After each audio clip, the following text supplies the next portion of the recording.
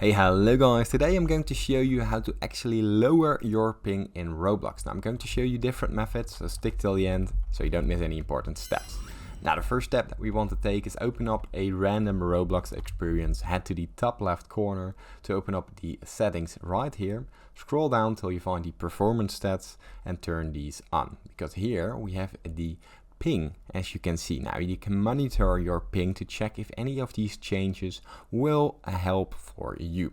Now from out there we can close down Roblox and head down to speedtest.net, because here we want to actually check our current data speed, our current internet speed.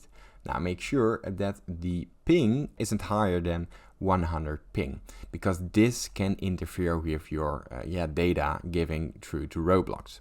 Now if this is higher than 100, contact your internet provider to resolve this issue.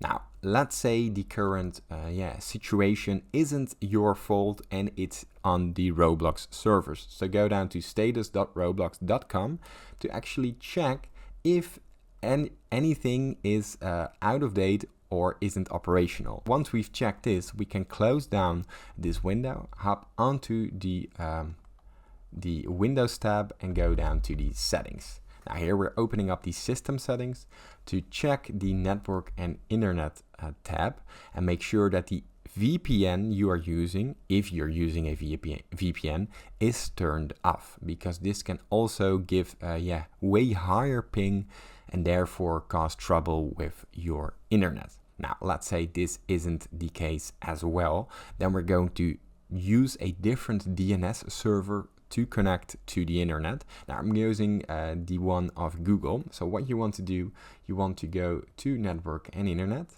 hop onto your Ethernet connection or your Wi-Fi connection, depends on which connection you're using. So simply open this up, and right here we want to go to the DNS server assignment. Right here, press edit, and as you can see here, we need to set this to manual. Now use the IPv4 tab and use the preferred DNS, use 8888, and for the alternative DNS use 88.44, and from here press save. What this will do, it will connect automatically to the DNS server of Google, and it's safe to use and can actually help improve your system. Now the last step that we want to take is go into the Windows icon, right click it and open up the task manager. Now what we want to do, we want to go to performance right here, and here we can see all the performances of our PC.